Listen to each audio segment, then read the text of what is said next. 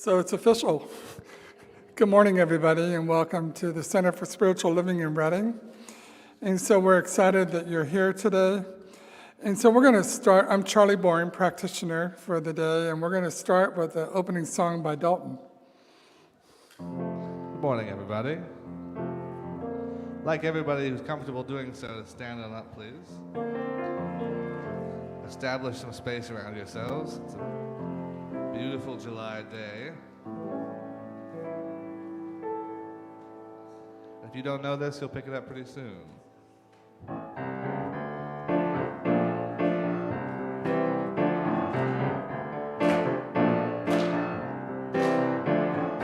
Thank you for this day, Spirit. Thank you for this day. Thank you for this day, Spirit. Thank you for this day. This healing day. This healing day. Thank you for this day, Spirit. Thank you for this day. Thank you for this day, Spirit. Thank you for this day. This beautiful day. This beautiful day.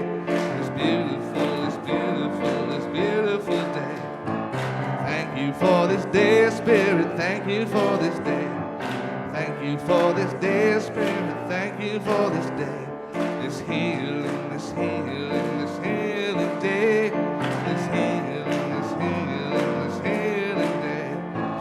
Thank you for this day, Spirit. Thank you for this day. Thank you for this day, Spirit. Thank you for this day. This beautiful day. This beautiful day. Thank you for my friends, Spirit. Thank you for my friends. Thank you for my friends, Spirit. Thank you for my friends. My wonderful friends. My wonderful friends.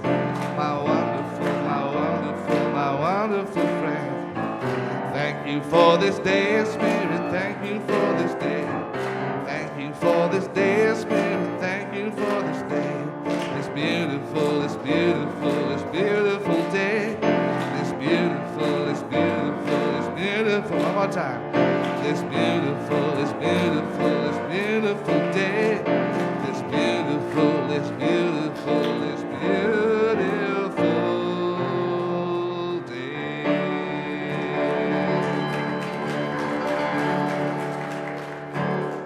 Thank you, Dalton. And it is a beautiful day.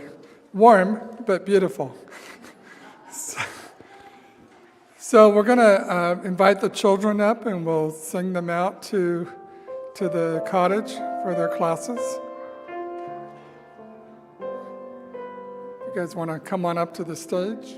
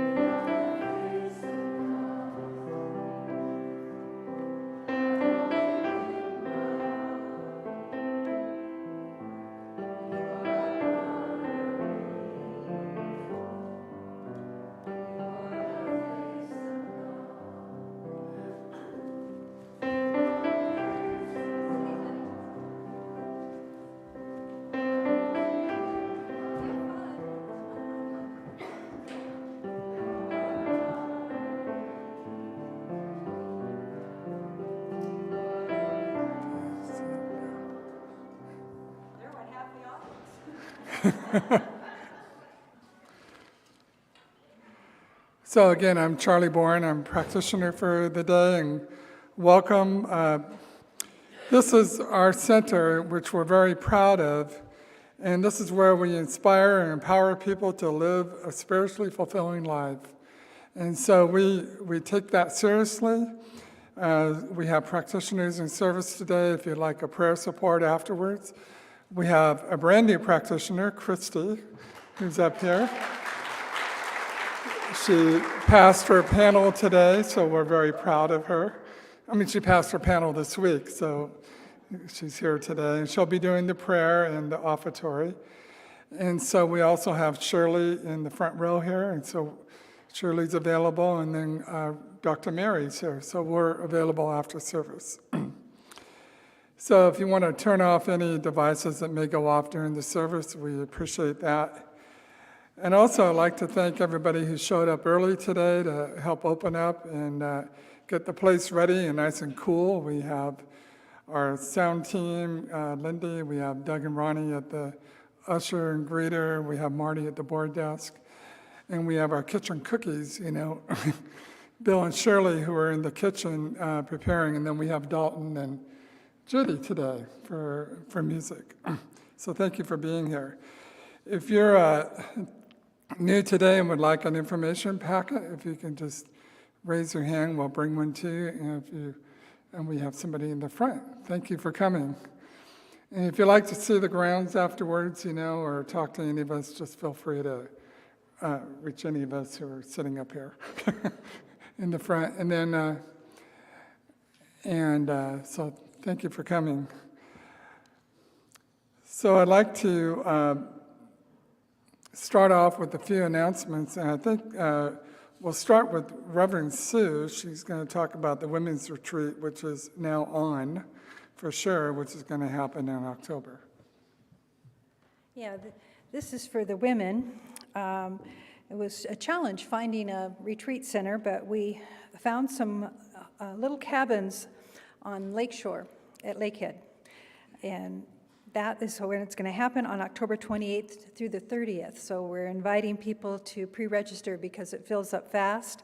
And Dr. Andrea is joining me from Bellingham, Washington, and we've already formed the idea and the template for the retreat, and we're just eager to then share the experience with the women. I'm going up in a couple weeks to do the same retreat up in Bellingham on Whidbey Island with Dr. Andrea. So we always do it there first and polish it up, and the best happens down here. Don't let the Bellingham women know that, though. And I also wanted to invite you, we have one more Wednesday at 6:30 with Reverend Helen Cummings from the Zen Priory, and she shares very sweetly the Metta Sutra, the Buddhist prayer of loving kindness, and her delivery is so endearing. You just kind of walk away in a silent knowing of grace and peace. So this will be the last Wednesday she's doing that. It's just an hour of your time. So if you're curious about that, we invite you to join us on that. I also want to encourage, I know Charlie was going to talk about this, but Sally got me all charged up again. A couple years ago, when we had Nourishing Our Community events, Charlie and I and the Wolfsteads did one that was called the Great Race of Grace through Reading, and people bid on that, came together, and we had these amazing, hilarious tasks for them to go do throughout the city of Reading and hurry back to be the winners. And then we would watch, they had to film everything they did. Every little task we gave them, they had to film it. And it was hysterical. And we came back and we would have our potluck. This year we're opening it up to different teams. If you want to find teams of 4, if you find 3 other friends, or if you can't find a team, we'll put you on one. We'll make it goofy, we'll make it fun, but we've been so dang serious for 2.5 years with COVID. Time to break out a little bit and have some fun. So that is going to be on August 20th. We'll come back here. Here's the fun part. We have an ice cream social, and we'll put on the big screen these hilarious films for you too, all the outtakes. So please join us on that, and if you're interested or curious of signing up, there's a sign-up sheet, and if you want to know more information, just come see me, because it's something I'm excited about. Thank you.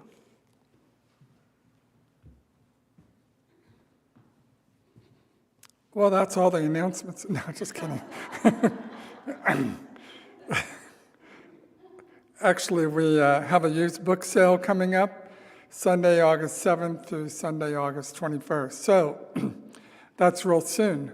So if you start collecting and you got some books and you want to pass on to someone else, because books keep on living, as they move on. And so your inspiration could be somebody else's inspiration, for later on. So you can bring them in, drop them off here at the center, and we've got a team that will be organizing them and putting them out for the actual book sale. So keep that in mind. Also, we have visioning once a month on the last Sunday of the month, so that'll be next Sunday at 9 a.m. in the pavilion.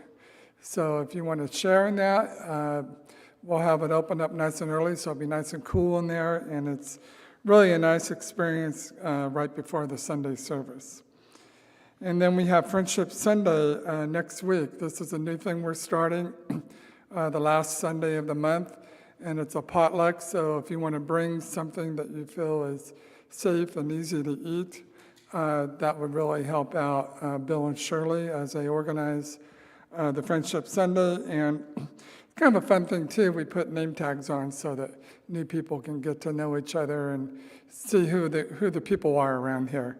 So we want to really build community, and this is one way to build community, is to have everyone have that opportunity to talk. And it doesn't have to be on Friendship Sunday. It could be any day you're here. We want to encourage that. And so that's another reason for classes and workshops and participating in the events, is that's how you get to know people. It's really a lot of fun. Some of my best friends I've met through this center, and they'll be lifelong friends. So we're going to move on to the rest of our service. We're going to have Lori come up and do the reading. I'll invite the bell 3 times after that. And then Christy's going to do the prayer, and then Reverend Sue will do her talk.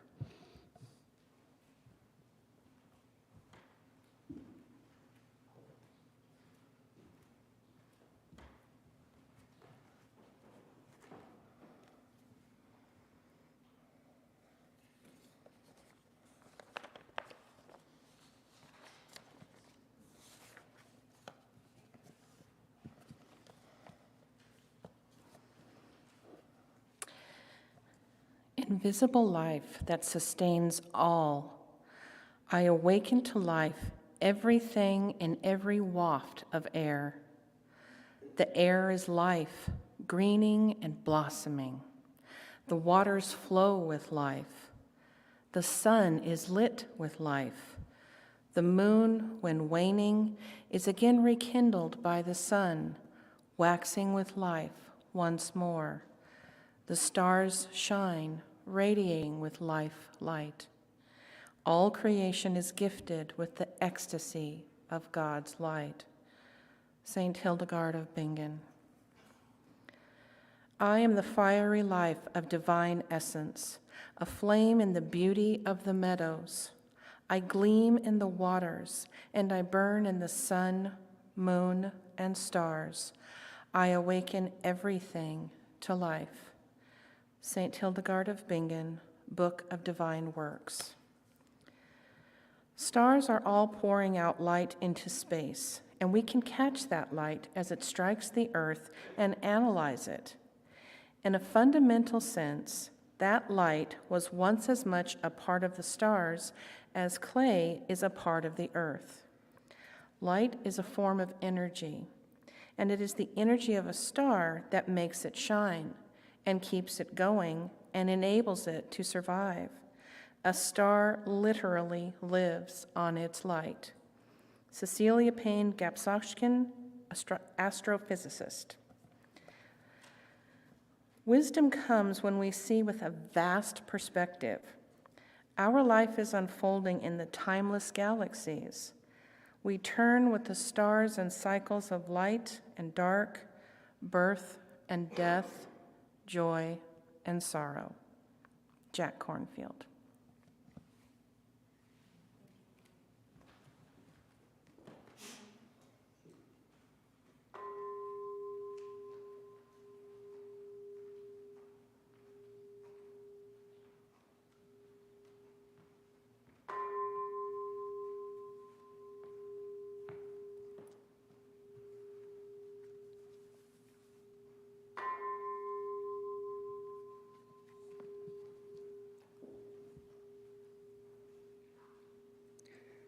Join with me in knowing that there is one ultimate consciousness, intelligence that has brought into existence all is that has ever been and all that will ever be exists in the mind of God.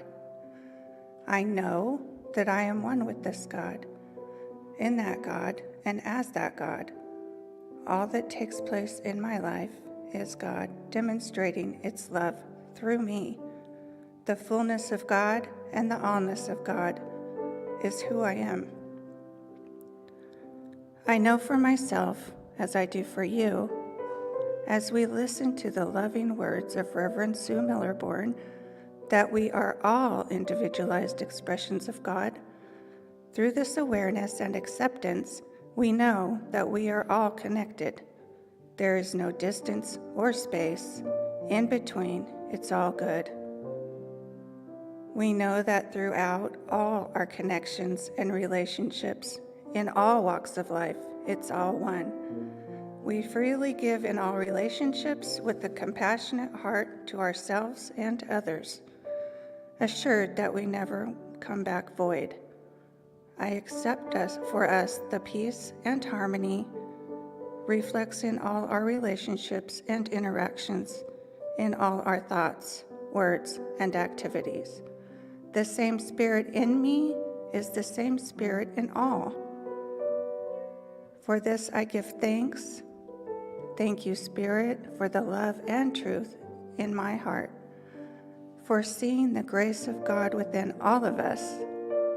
I release my words into the law, realizing that the truth as my truth and is activated by the law right now. And so it is.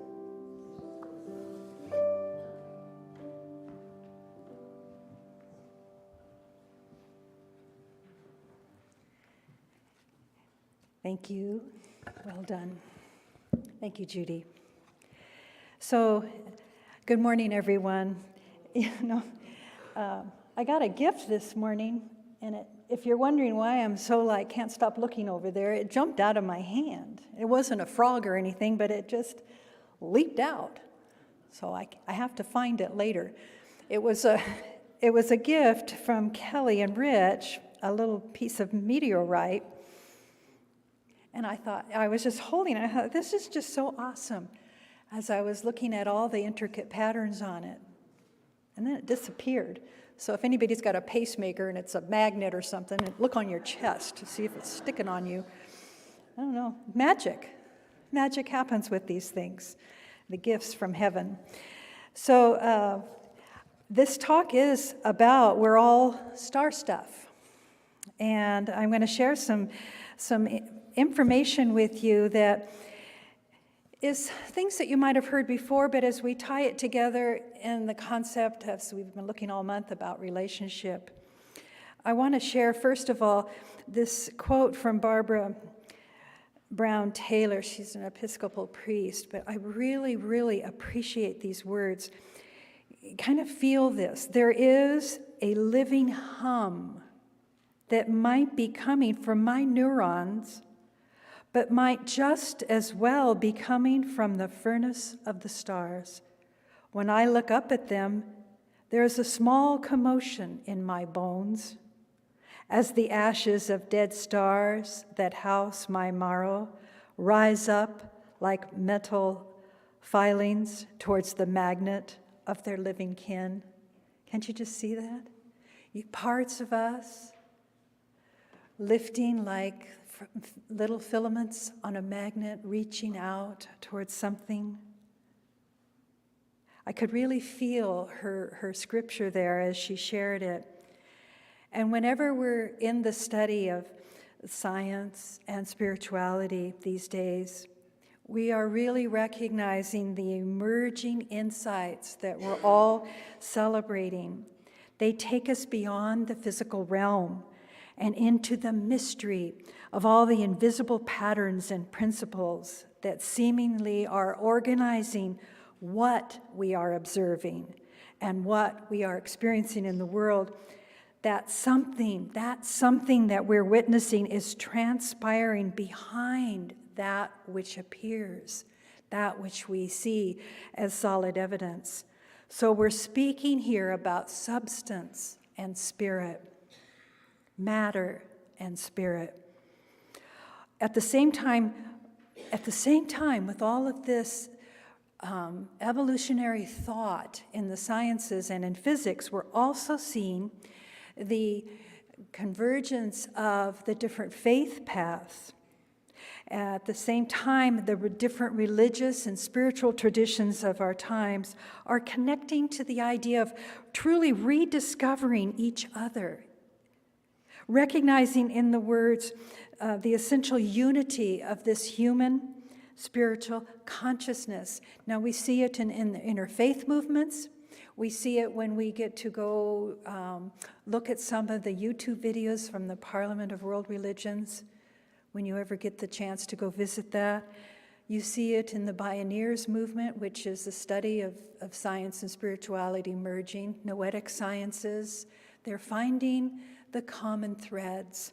And so this is important for us to note. As East meets the West and the North meets the South, all of the various traditions that we experience, all these communities are recognizing a common bond, and that is love. Everything is based on the oneness of love.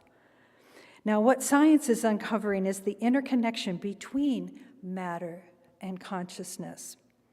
Nothing, in a sense, is separated or isolated from the rest of existence. Does this sound like to you the spirituality that we have been deepening our appreciation for through religious science? Sometimes the name of this philosophy at its core can seem off-putting. But what Earnest Holmes, the founder of the philosophy, was really pointing us to was the how you can prove the spirituality. This plus this equals. So all of the work and the philosophy and the love that Earnest Holmes poured into all of his writings, they are pieces of some of the new thought philosophers from way back at the beginning of time. And they pull it all together, put all those threads together, and they take us away from dogma into a personal experience with the divine. So there's fancy terms that they've been using with the principles of this interconnection. You've heard them in physics and in some of the little films that they've put out about this very topic, the non-locality, the quantum entanglement, all about looking at a particle spinning in one locality and a second particle miles away, located somewhere, seems to start spinning, as it seems to know that something caused that first particle to spin its nature. Now, I've also heard this when I was taking a course about yoga, cardiac yoga for the heart. And I remember the study where they took the cardiac cells and they would put one in one petri dish and one in the other. And they'd stop beating. And then a moment would pass. And the lub-dub began in synchronicity in two different petri dishes. You see, there's this field of resonance, this field of knowing. I am that I am. I will be to that I am. So I can really relate to this idea of a particle spinning somewhere and someplace else. It's also spinning. Why is that so exciting? That's what prayer does. That's what prayer does. You don't have to be, when someone says, pray for me, they could be clear on the other side of this planet, and the energy will spin in a deep knowing, because love is what causes that spinning to begin. So when I first look at all of this, it makes my own head start to spin, because we're stepping out of a realm of things that we can really feel solid in our knowing. And we try, as we listen to some of these stories, we try to stretch and expand our thinking to kind of grasp, what is this spirituality? What is this consciousness? I'm not familiar with what we're talking about here. I don't understand how prayer can work. And that is why you're invited always to sit with the question, to be in the presence of your own questions, because something greater will respond to you and answer you and lead you and direct you into a healing, into a state of deeper knowing. So recently, and this film, this thing is behind me here, whatever this thing is called, because I'm going to show you some of the James Webb pictures just briefly, and I invite you to explore it more thoroughly, because I stare so deeply into them. They are phenomenal photos of our galaxies, and we're looking into the very mystery, and we're starting to piece together a deeper understanding. So I'm looking at it from a deep spiritual heart space, looking at, watching this linkage between consciousness and matter, time and space. So one of the pioneers in uniting spirituality and consciousness in science was a colleague of Albert Einstein, and we're all familiar with Einstein's wisdom. And you're also probably familiar with David Bohm. In his words, the cosmos is a single, unbroken wholeness in flowing movement, in which each part of the flow contains the entire flow. Now there's one of those. I'm going to start spinning. I don't quite get it. I'm losing it.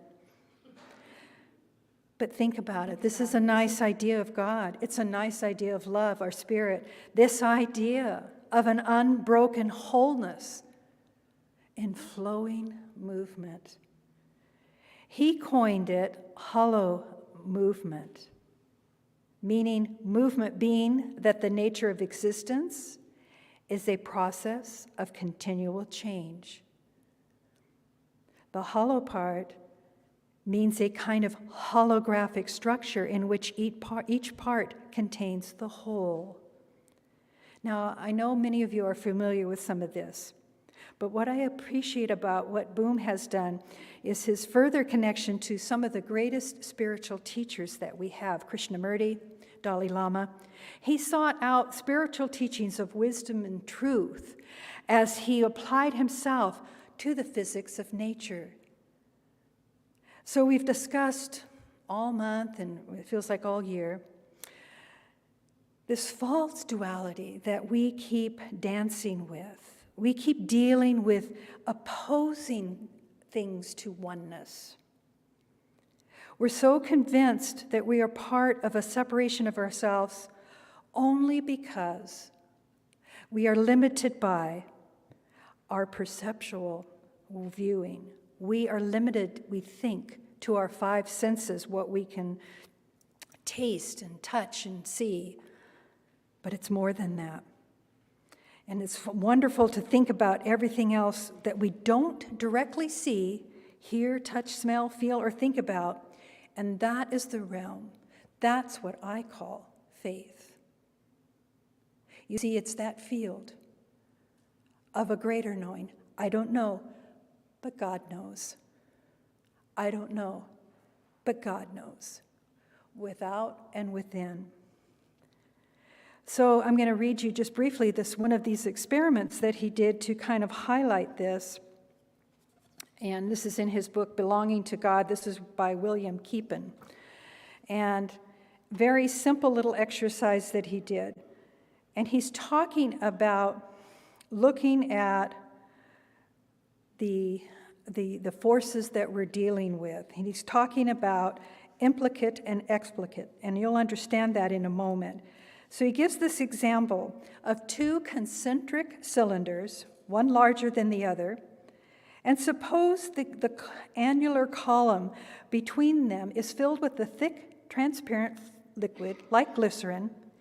He places a droplet of ink on the surface of that and begins to rotate the inner cylinder while the outer one remains fixed.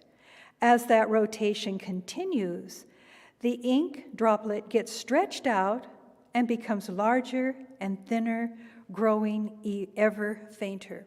Now, we can wrap our minds around that. We've seen that in science classes.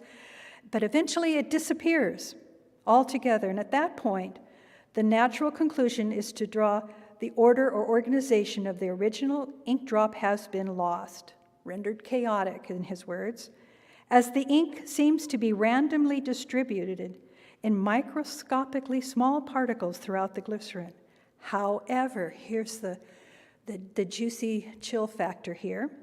If you rotate the inner cylinder the opposite direction, the ink structure will begin to reappear.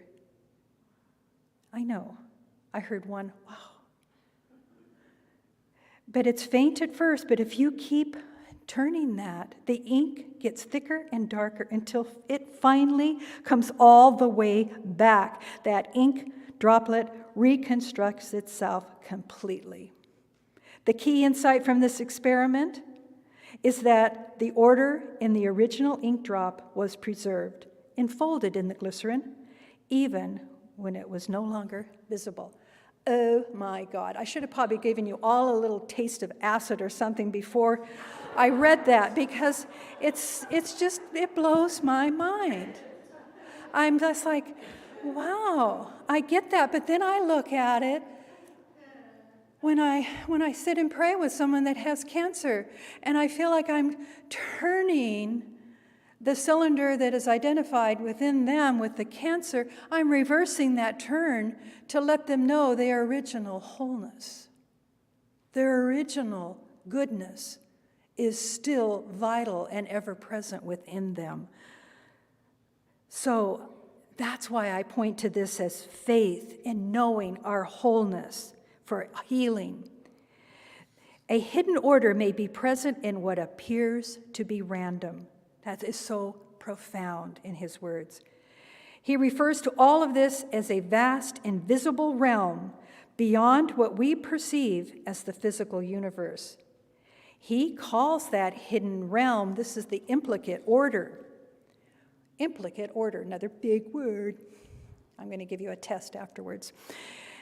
We call it, in our philosophy, we call that cause. Although invisible, it is every bit as real as the physical universe. That's how we manifest our good. All we are aware of is the expletives. Oh, that's another talk. Explicate order, which is his thoughts, are secondary. In science of mind terms, the implicate realm is the fundamental reality or cause. The explicate order is effect and is secondary. So he also ties this all in, and we all know, I always think of holograms when I go to Disneyland and you're on that one ride and the chair flips and there's a ghost between you, a hologram ghost. It's kind of spooky, creepy. It's like, get me out of this chair, because it seems really real. Holograms, how just a little piece can seem to appear everywhere. This is what is in the Buddhist Indra's web,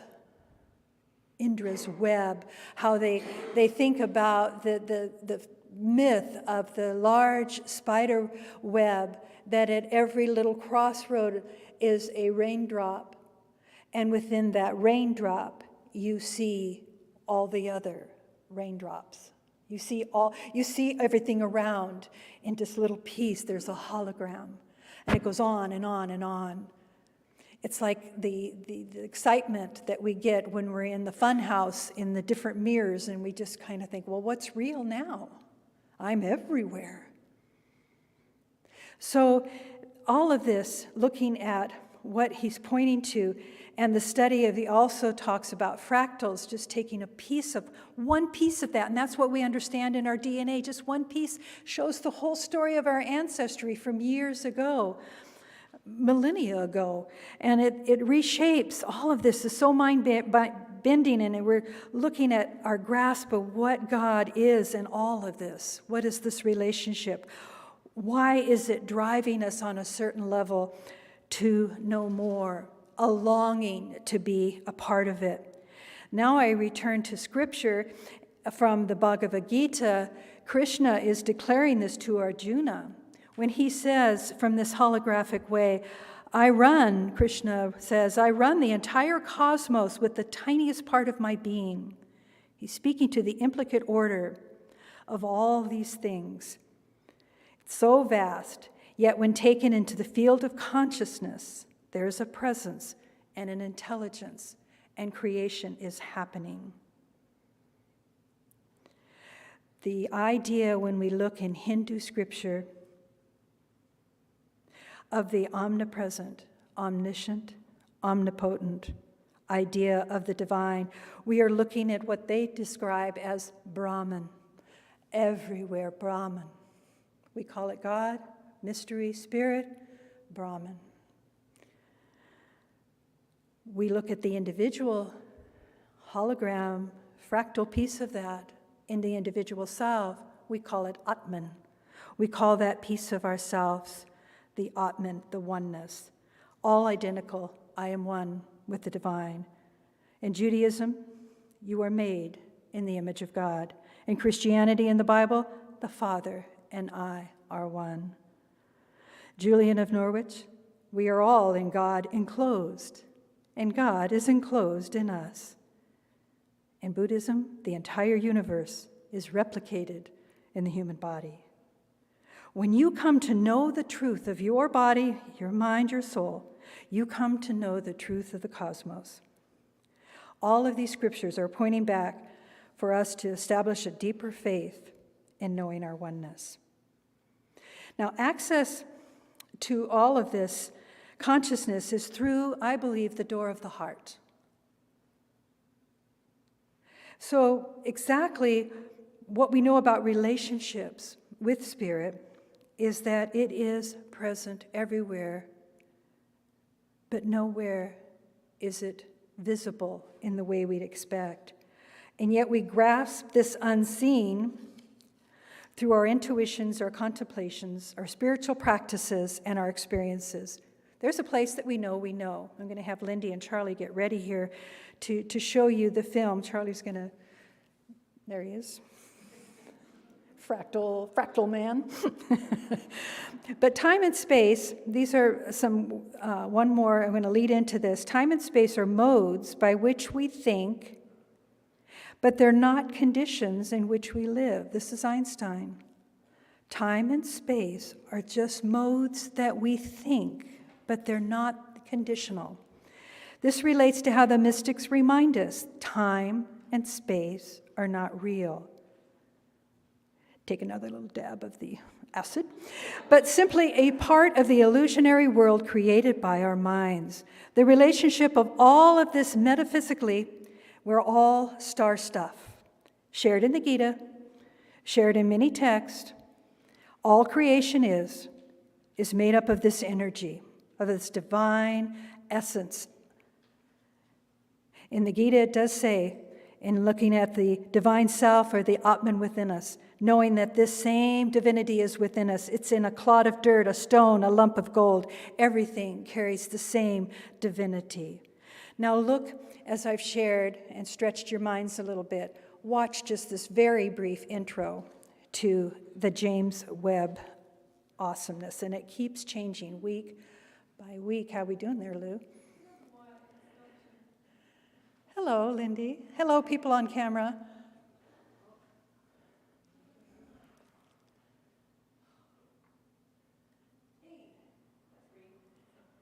Is there anything behind? May I leave? Okay.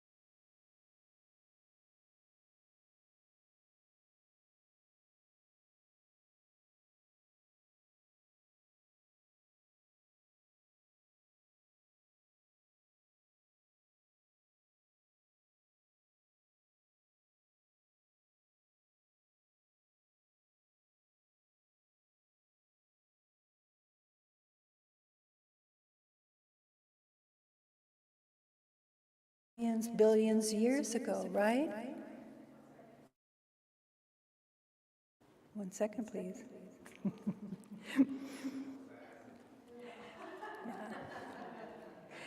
So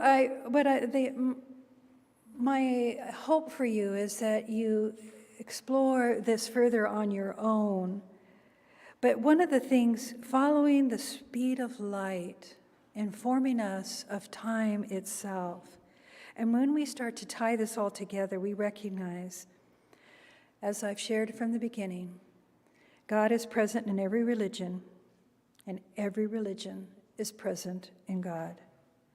From the book of the Science of Divine Love, William Keepan shares, as divine light passes through the prism of divinity, it is reflected into a spectrum of beautiful emanations that become the different religions, each one a magnificent luminous ray of the universal divine light. Such a beautiful description. Each ray is true and complete unto itself, exquisitely beautiful in its own right, and yet also takes its place with the larger spectrum of one supreme light. So when we're looking at this, we realize no color is left out. No ray is superior to another ray. No one religion is somehow truer than another. It is saying, if we did that, it would be saying that blue light is better than yellow light. All of these are simply emanations of one universal light. And when we look further at light, we are told that physical light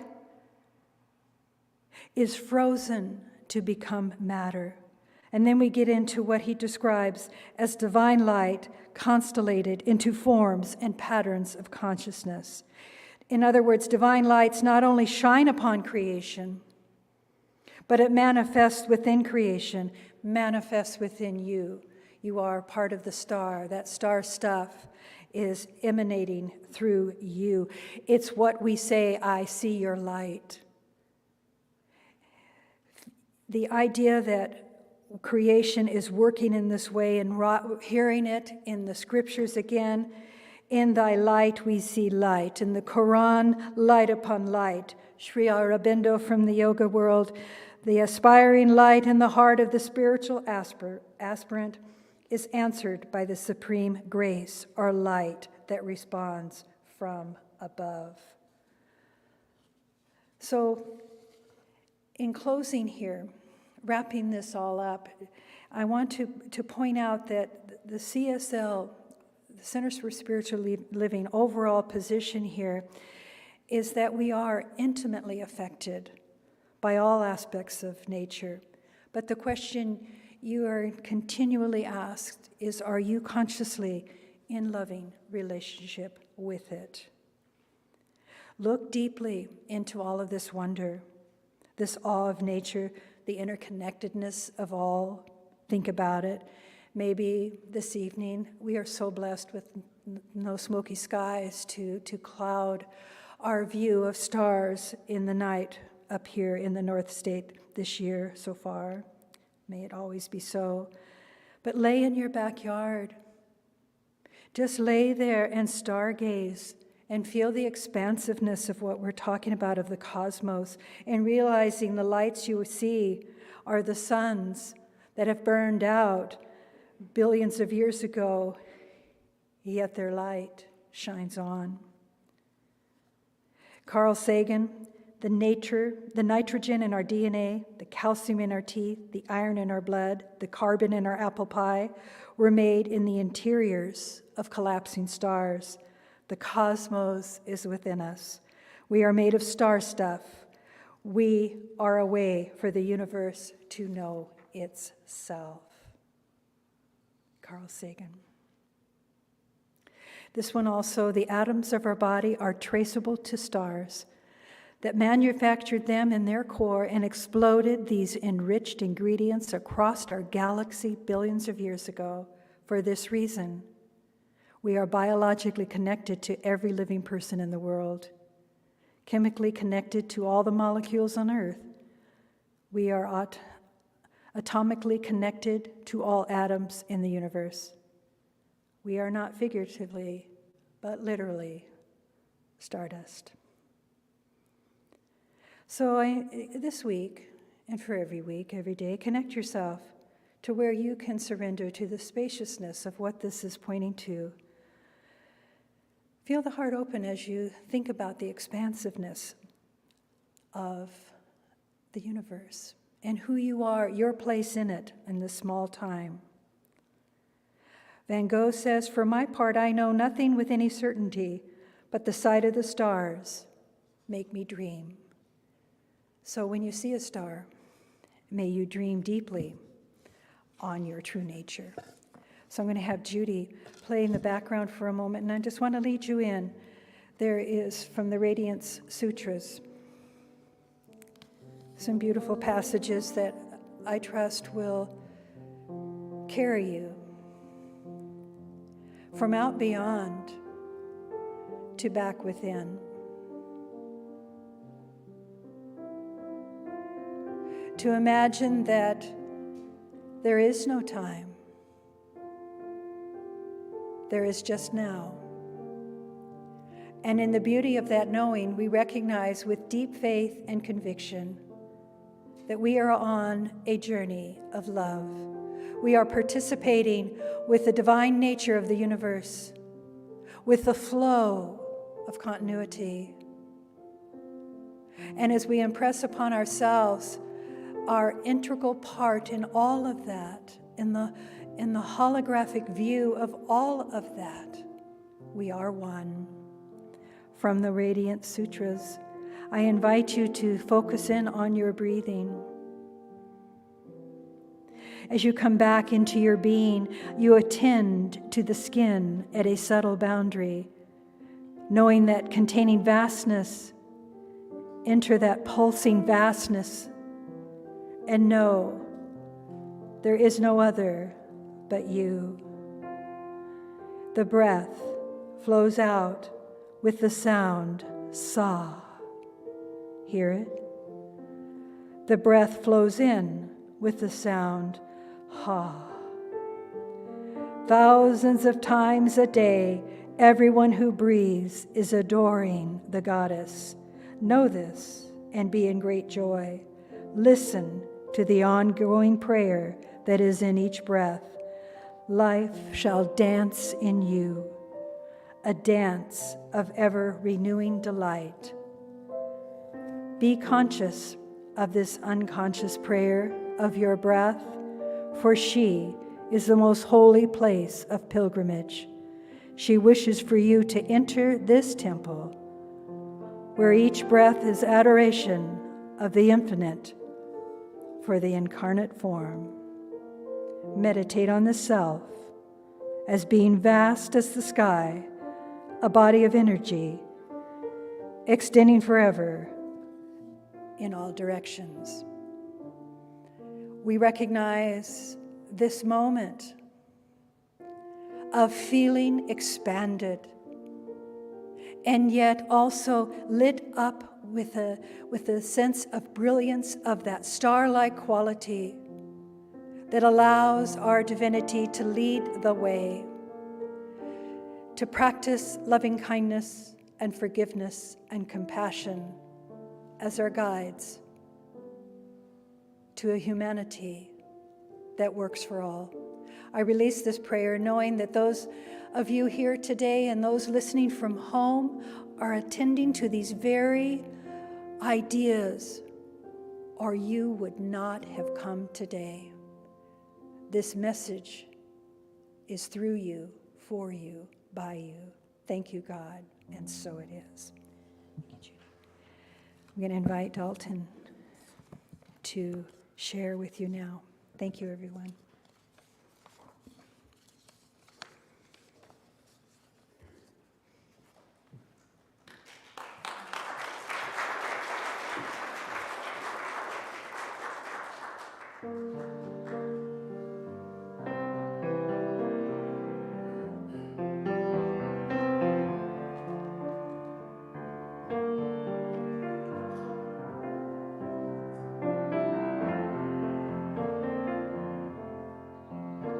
How could anyone ever tell you you were anything less than beautiful?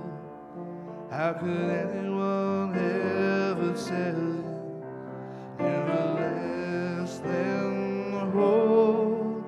How could anyone fail to notice that your loving is a miracle? How deeply you're connected to my soul. How could anyone ever tell you you were anything less than beautiful? How could anyone ever tell you you were less than whole? How could anyone fail to notice that your loving is a miracle? How deeply you're connected to my soul.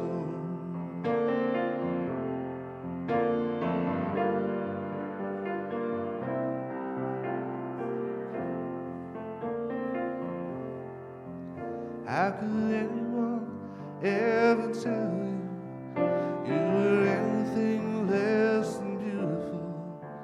How could anyone ever tell you you were less than whole? How could anyone fail to notice that your loving is a miracle? How deeply you're connected to my soul.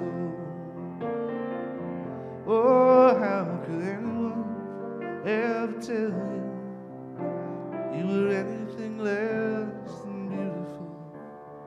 How could anyone ever tell you you were less than whole?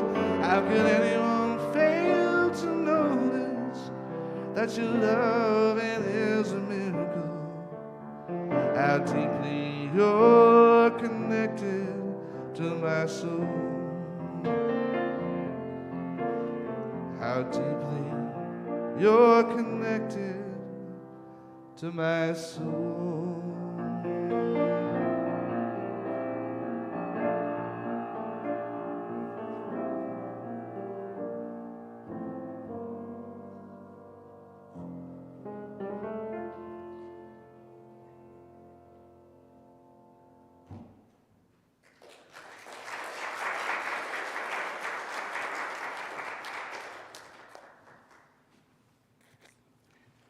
Hi, can I have the ushers come forward, please? Can you guys hear me out there?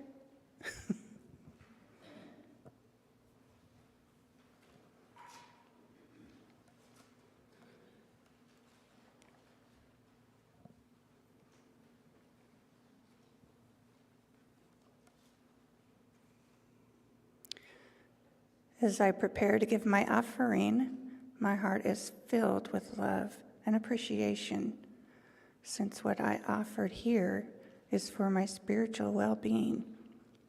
I am filled with gratitude, knowing life stays in balance, for as I give, I receive.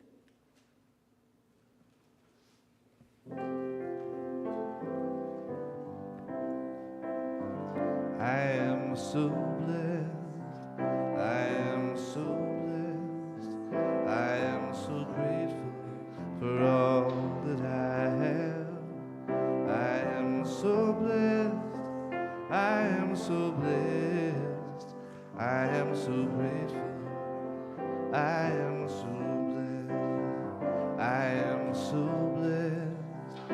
I am so blessed. I am so grateful for all that I have. I am so blessed. I am so blessed. I am so grateful. I am so blessed. I am so blessed. I am so blessed. I am so grateful for all that I have. I am so blessed. I am so blessed. I am so grateful. I am so blessed. I am so blessed.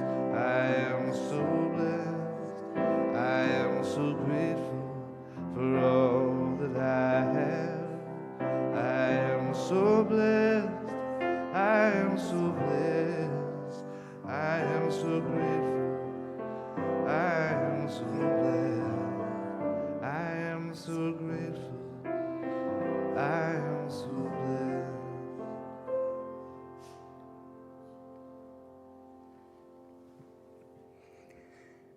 I give thanks for all the blessed donations received in the offering this morning and during the week. I know each dollar supports this spiritual family in many ways as we grow together, pray together, and give thanks for all that the Spirit has been blessed with today and always, and so it is.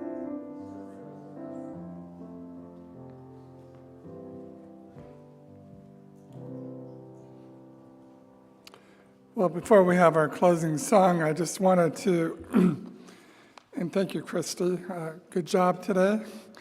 And I want to remind you to take this home with you. It has all the things coming up for the week.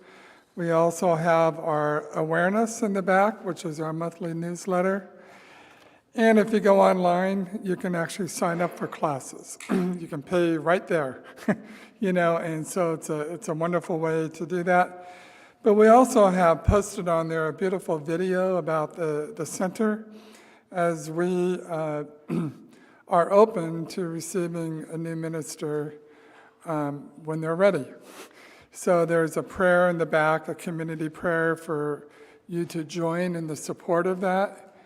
And also just to let you know that that's what we're invoking. So we invite Dalton to do a closing song, and then Sue and I will come up and say goodbye. Dalton? All righty, folks, you know what time it is. Why don't you stand on up again, please? Stretch on out. Establish some space around yourselves. It's hot outside, but it's cool in here. It's really nice. And once again, if you don't know the song, you will pick up the words very quickly.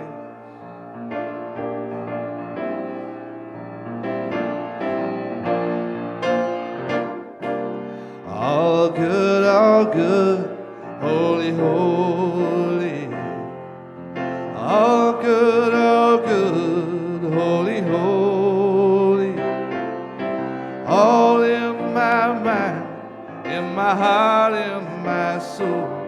Let me know all is good, holy, holy. That's how it goes. All good, holy, holy. All good, holy, holy. All in my mind, in my heart, in my soul. Let me know all is good, holy, holy. All one now, all one, holy, holy. All one, holy, holy. All in my mind, in my heart, in my soul. Let me know all is one, holy, holy. That's 'cause all is God now.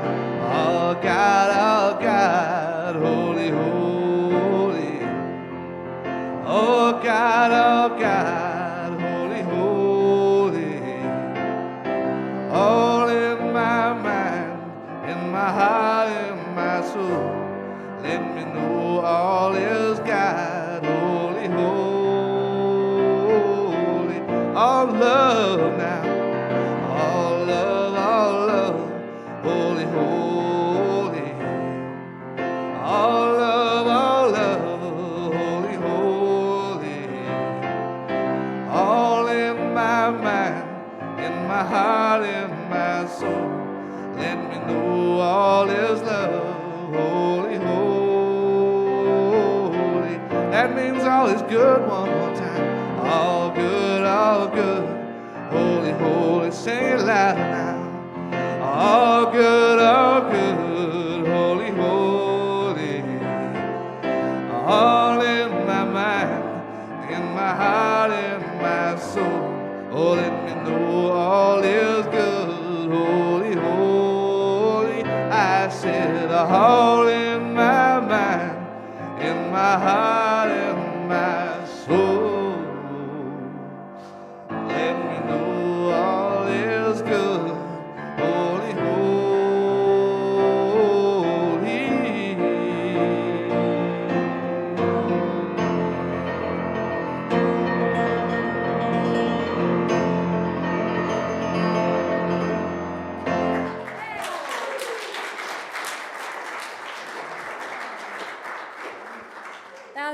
Perfect. Thank you. And everybody can relax. I found it. Like I found it. Look how I claimed that. Thank you. Everybody was looking for it up here. And it has some weight to it. It's pretty awesome. If you have a chance, Kelly over here, raise your hand, Kelly. She's wearing a meteorite necklace. And it's awesome because you can almost see the holographic impressions and the lines upon it. This all came from a star right in our own sanctuary. Oh my God. So anyway, enjoy the social hall and all that we have here, and the practitioners are here to serve you. Those that are new today, we so welcome your attendance, and let us know if you want a tour of things. Thank you. Have a great day.